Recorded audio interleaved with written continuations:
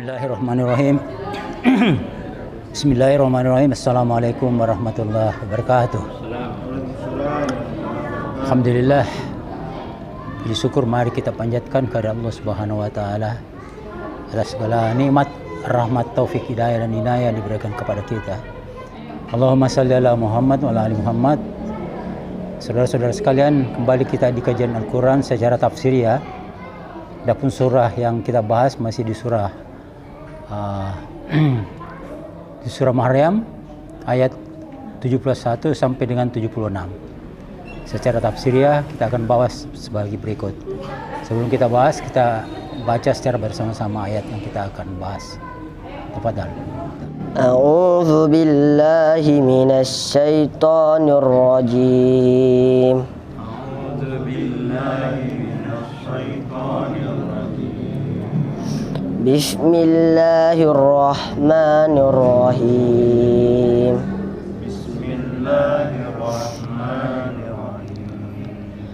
Wa in minkum illa wariduha kana ala rabbika khatman maqdiya.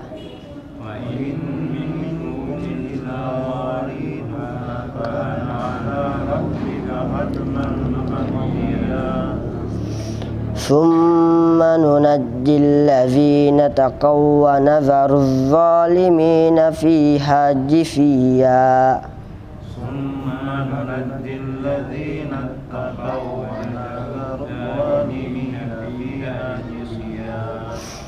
Wa idza tutla alaihim ayatuna bayyinatin qala alladzina kafaru lilladzina amanu ayyul fariqaini khairum maqaman wa ahsanun nadiya. Wa idza tutla alaihim ayatuna bayyinatin qala alladzina kafaru lilladzina amanu ayyul fariqaini khairum maqaman wa ahsanun nadiya. Wa kam ahlakna qablahum min qarnin hum ahsanu asasan wa riya. Wa kam ahlakna qablahum min qarnin hum ahsanu asasan wa riya. Kul man kana fi dalalati falyamdud lahu ar-rahmanu maddan hatta idza ra'aw ma yu'aduna immal azaba wa imma as-sa'at fasaya'lamuna man huwa syarrum makanan wa ad'afun junda. Yamdud lahu rahmanu maddan hatta idza ra'aw ma yu'aduna imma al-'adaba wa imma as-sa'ata fasaya'lamuna man huwa syarrun makanan wa ad'afu junda. Wa yazidullahu alladhina ihtada huda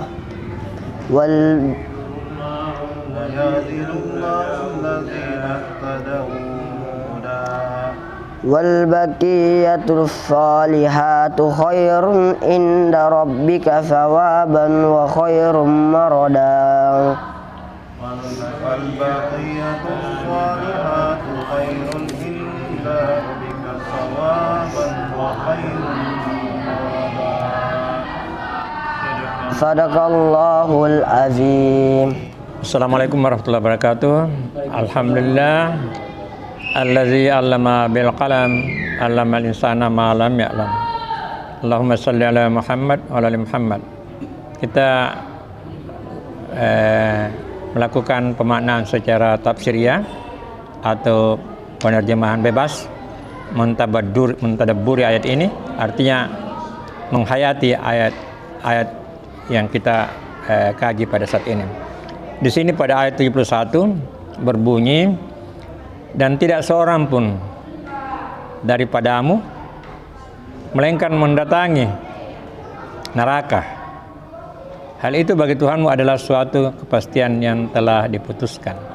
Nah, di sini memang ada penafsiran bahwa semua orang akan masuk neraka. Tetapi kata di sini kata wariduha itu neraka, wariduha mendatangi. Jadi boleh berarti di sini bahwa menyaksikan dan tidak harus masuk, ya.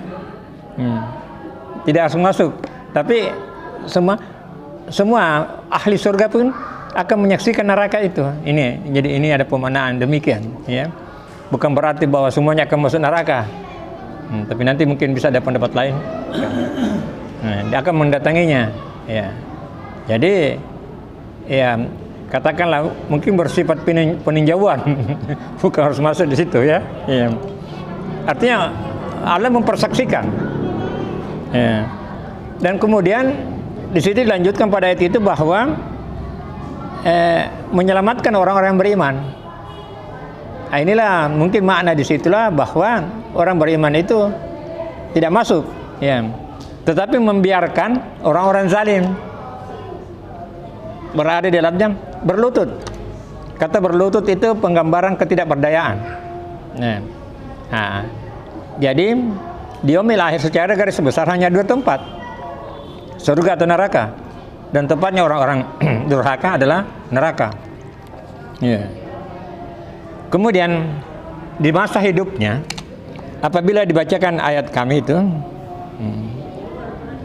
mereka itu mempertanyakan siapa lebih bagus nasibnya, yang beriman atau kami orang kafir, ya. Mereka mempertanyakan. Karena itu didasari oleh kafarah, artinya ingkar, artinya tidak mengimani, tidak percaya dengan apa yang ayat-ayat ini disampaikan oleh Rasulullah SAW kepada mereka. Mereka tidak percaya. Jadi pada dasarnya tidak percaya, sehingga mereka beranggapan ataupun mereka menganggap nasib mereka tidak akan lebih jelek daripada orang-orang beriman. Nah, di yaumil akhir di sini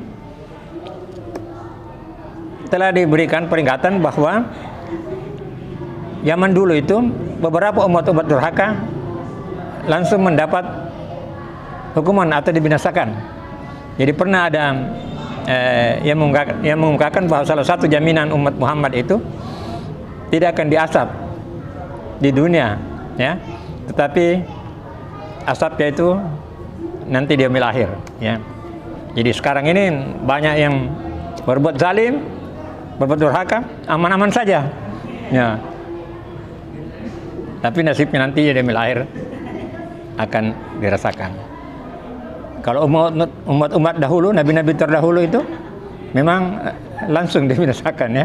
Seperti kita ketahui Samud, kemudian kaum Ad, kaum Fir'aun,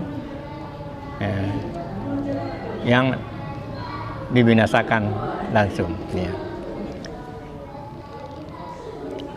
Kemudian barang siapa yang ada dalam kesesatan dipanjangkan umurnya, ya. Jadi ada yang durhaka, berbuat zalim, tapi dipanjangkan umurnya. Itu panjangnya umurnya itu, panjangnya kedurhakaan itu justru akan menambah kesengsaraannya di yaumil akhir. Nah, inilah peringatan-peringatan kepada kita dari Al-Quran bahwa janji Allah itu pasti ditepati. Kalau kita beriman, insya Allah diselamatkan. Dan kalau kita ingkar, maka kita akan merasakan juga dampaknya di yaumil akhir.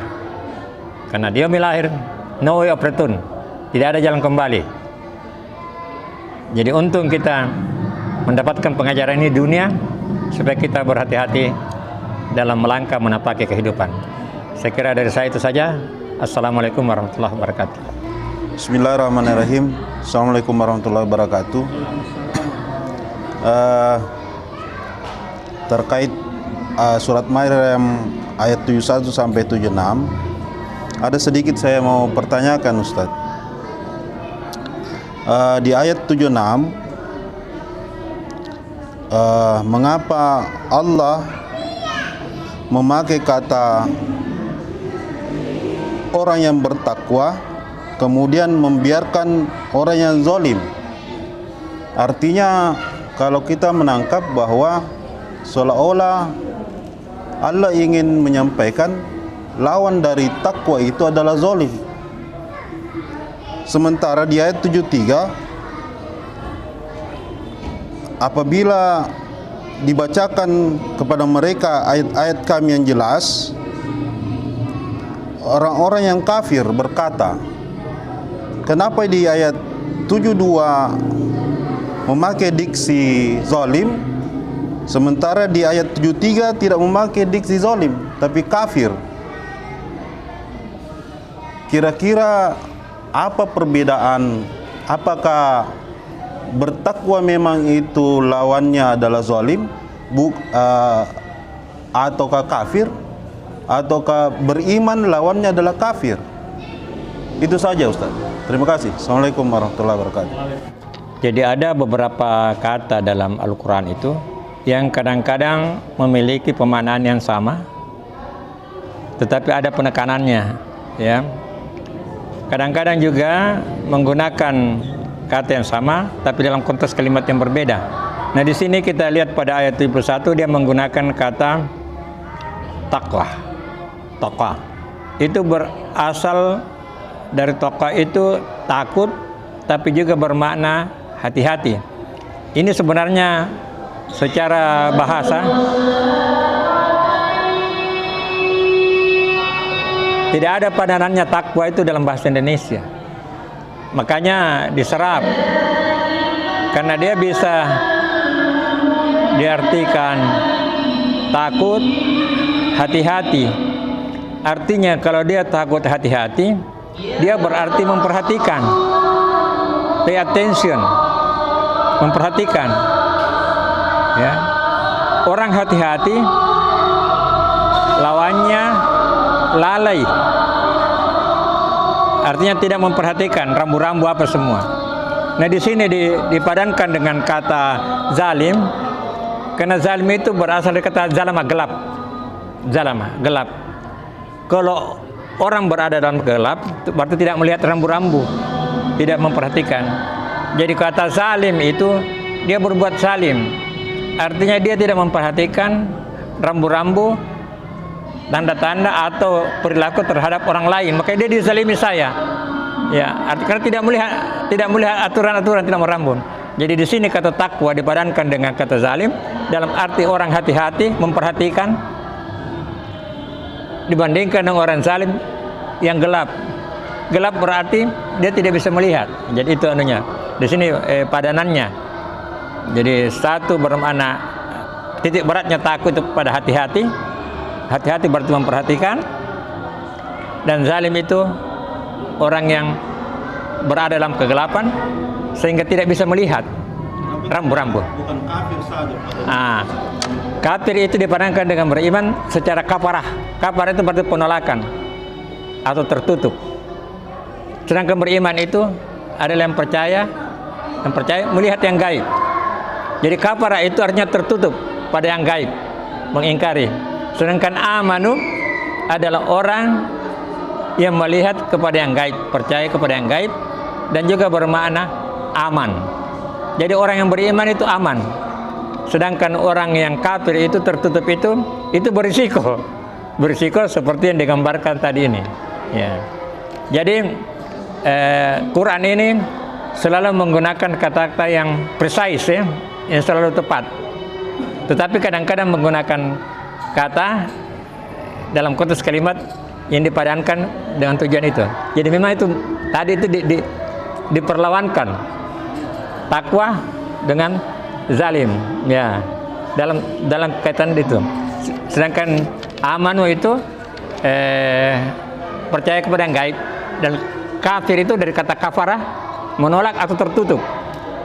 Tertutup artinya tidak percaya pada yang gaib, hanya percaya dengan apa yang dilihatnya. Sedangkan orang aman itu melihat sesuatu di balik realitas benda-benda. Nah, itu makanya kadang-kadang dipadankan itu dalam artian seperti itu. Ya. Tapi apakah orang zalim itu bukan ada iman atau tidak ada iman?